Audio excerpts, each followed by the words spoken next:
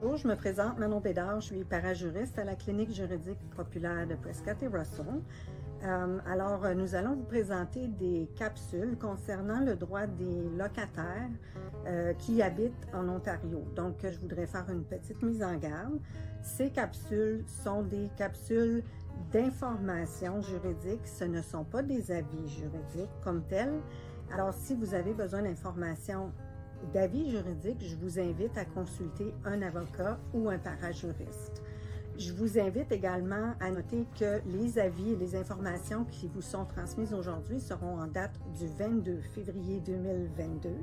Elles s'adressent aux locataires qui habitent en Ontario uniquement, puisque le droit des locataires, les lois sont applicables, sont différentes selon les provinces.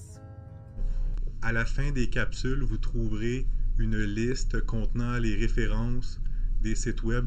Je suis locataire, mon immeuble est à vendre. Est-ce que je dois quitter? Bonne question. En Ontario, il y a un formulaire qui est obligatoire que le propriétaire ou l'acheteur peut envoyer au locataire pour lui demander de quitter parce qu'il a l'intention d'aller occuper le logement du locataire. Normalement, ce formulaire-là est réservé pour la famille proche du propriétaire, un descendant, un ascendant ou quelqu'un qui s'occupe des soins, ou quelqu'un qui va s'occuper des soins du propriétaire. Alors, il y a toutes sortes de modalités dans cet avis N12-là. Il y a une compensation statutaire, c'est-à-dire qu'il y a un montant d'argent qui doit être versé au locataire.